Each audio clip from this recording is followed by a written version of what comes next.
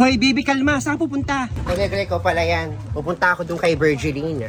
Di ba nanganak sa lying in ko yan, yung babaeng yan? 5 taon na yung bata, ha?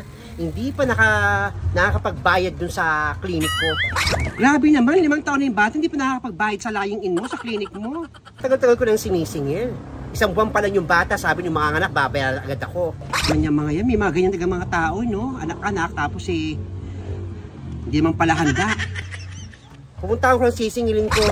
Tagal-tagal na nung utang niya sa akin. Mga nagsisipag-anak, mga wala namang pambayad.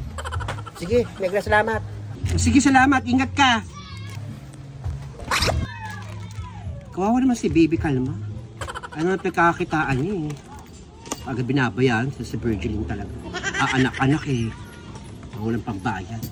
A few moments later. Negra, O nena. Naku, nag-abala ka pa talaga. Alam mo, kahit wala nito, masaya akong makita ka ulit dito ka ulit sa Pilipinas. Kasama ka namin ni Paring. ay nako, para sa inyo talaga yan ni Paring. Pasalubong kayo sa inyong dalawa. Ba't parang malungkot ka? Wala. Malulungkot na ako dun sa nangyari sa hipag ko tsaka sa biyanan ko. Nakukonsensya rin ako.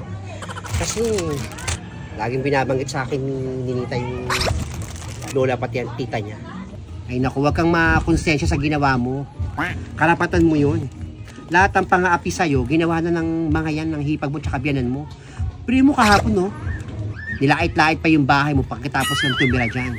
Ayahan mo nga sila. Sa bagay. Ba't nga ba ako maawa? Lahat ng pang-aapi ginawa nila sa akin. So, hayaan ko na yan. Huwag ka lang masad. Deserve nila yun. Hoy, Virgiline! Hinahanap ka ni Baby Kalma.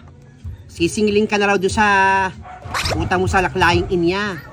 After mo raw manganak, nangako ka na magbabayad ka. Eh hanggang ngayon hindi ka pa nagbabayad. Hinahanap ka ni Baby Kalma. Kaya kaya mo siya, Negra, hanapin niya ako. Babayaran ko naman siya eh. Hindi ko naman siya tataguan. O nga pala, Nena, nakita ko yung hipag mo tsaka yung biyanan mong hilaw ah. Nandun. Pinalayas mo raw.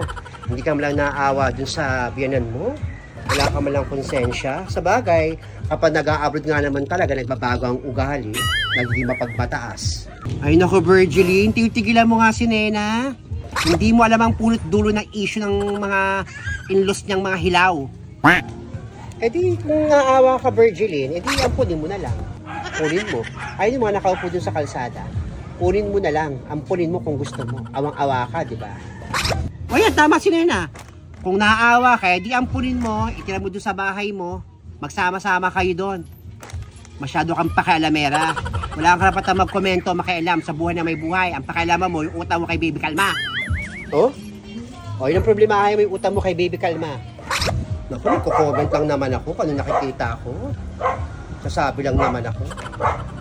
Ang dami mong tala, kadami mong alam, pero hindi mga utang mo, hindi mo kayang kaawaan. Kaawaan mo sarili mo, dahil marami kang utang. Diyan na nga kayo. Value niya. Pakalamera itong Virgiline na to. Ewan ko ba, Nena? Parang ayoko lang kumalma kapag mga ganyan kausap natin. Ay naku, Negra, kumalma ka. Baka naman ma-high blood ka dahil lang dyan kay Virgiline. O sige na. Ang dami ko pang lalabahan dun, no? Ako, yung panty ng anak ko, nanggigitata dun. Ay nako. Ay nga minumukmuk ng anak mo si Ninita. Grabe, napakaburarate ka ng hipag ko na yan.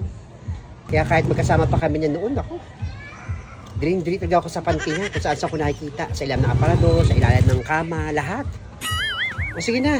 O sige na, gawin mo na yung mga bagay sa bahay mo. At ako'y mamimili pa doon sa palengke. Pasensya ka na dyan sa dala ko. Hoy, Virgiline, ano? Oh, Baby Kalma. Alam mo kayo na pa kita hinahanap nung nakaraan pa, sa totoo lang, ha? Kailangan ko magbayad ng utang mo sa akin. Naku, pasensya ka na, Baby Kalma. Wala pa akong pera eh. After mong mga nakin, kaya nagpakita sa akin. Ha? 5 taon na yung anak mo, kapag nagbabayad ng utang mo sa akin? Kailangan ka magbayad kapag nakapanganak ka ulit? Grabe ka naman. Alam mo kapag nagkapera ako, babayaran kita agad. Pasensya ka na. Gas mo talaga, ang gigil ako kay Virgin, magbayad ka nga. Umabutan ako doon sa lying in mo, ha? Sige na. Hinahanap na ako ng asawa ko. Nagagalag pa siya ako ng mga utangan. Wala kayong pambiling bigas. Eh, meron ka ba dyan? Baka pera pwede naman ng pautang. Tumigil ka! Wala akong pera pa pautang sa'yo! May utang ka pa, hindi ka nagbabayad. Magbayad ka ha. Sabi sisingin kita bukas. O, sige na.